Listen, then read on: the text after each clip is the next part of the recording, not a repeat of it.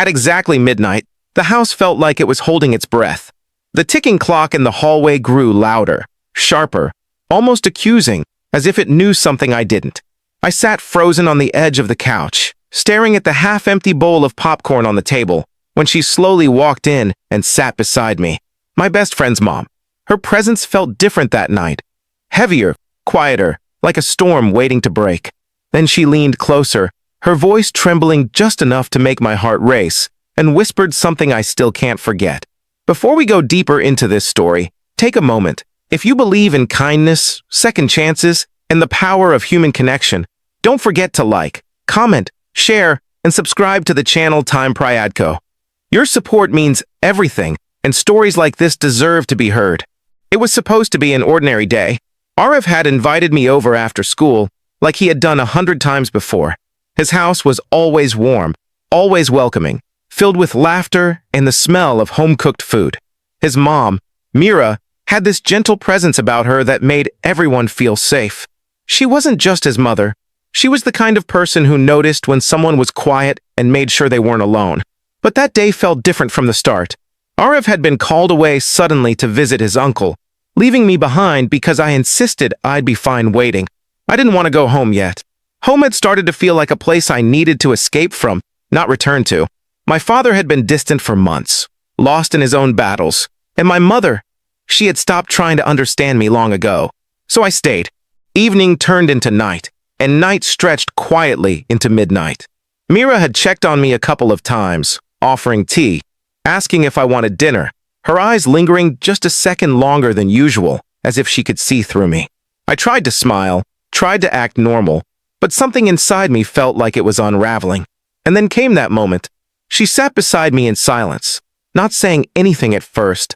The room was dim, lit only by a soft lamp in the corner, casting shadows that danced across the walls. I could hear her breathing, steady but heavy, like she was carrying something too big for words. When she finally leaned closer, her whisper cut through the silence like a blade. She said she knew. At first, I didn't understand what she meant. My mind scrambled, trying to piece together what she could possibly know. But then she gently placed her hand over mine, and in that touch, there was no judgment, only understanding. She told me she had seen the way I avoided going home, the way my smile didn't reach my eyes, the way I stayed a little too quiet when everyone else laughed. She said she had once felt the same way, years ago, when life had cornered her into silence. That was the moment everything inside me broke. I hadn't realized how much I had been holding in until it all came rushing out. The words spilled uncontrollably, the fights at home, the cold silence at the dinner table, the feeling of being invisible in my own family. I told her how I felt like I didn't belong anywhere, how every day felt heavier than the last. She didn't interrupt. She didn't try to fix it. She just listened. And sometimes, that's all a person needs. As I spoke, I noticed something in her eyes, a quiet pain that mirrored my own. She told me about her past, about how she had once stood exactly where I was, feeling lost, unheard, and alone. But she also told me something else, something that stayed with me long after that night.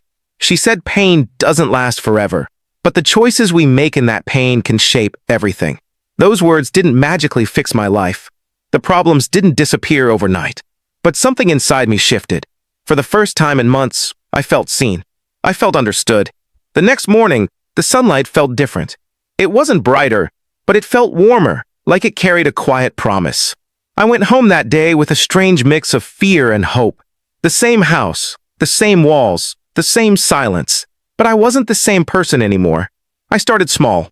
I spoke when I would have stayed silent. I listened when my parents spoke, even when it felt uncomfortable. It wasn't easy. There were moments when I wanted to give up, moments when nothing seemed to change. But I remembered her words. I remembered that midnight, that whisper, that moment of truth. Days turned into weeks, and slowly, almost imperceptibly, things began to shift. My father started opening up, just a little at first. My mother began to ask questions again, hesitant but sincere. It wasn't perfect, but it was something, and sometimes something is enough. Arav never knew the full story. To him, it was just another night, another day. But to me, it was the night everything changed. The night someone chose to see me when I felt invisible. If you've made it this far and this story is touching something inside you, take a moment to like, comment, and share. And don't forget to subscribe to Time Pryadko so we can keep bringing stories that matter. Because the truth is, we all have moments like that. Moments when we feel lost, when we feel like no one understands, when the weight of everything feels too much to carry. And sometimes, all it takes is one person, one moment of kindness, one whisper in the dark to remind us that we're not alone. Before we reach the end, I have a small request. If this story is resonating with you, comment the word hope below. Let's create a space where people can find comfort even in the smallest ways. Years later, I still think about that night.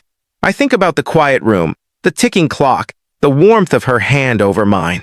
I think about how close I was to shutting myself off completely, to letting the silence win. And I think about how one person's kindness changed everything. Life didn't become perfect. It never does. But it became real.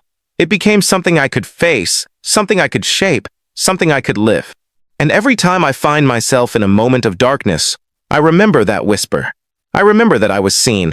I remember that I mattered. And maybe, just maybe, if you're listening to this right now and you feel like no one understands, like you're carrying something too heavy, this is your moment. This is your whisper in the dark. You are not invisible. You are not alone. And your story is far from over.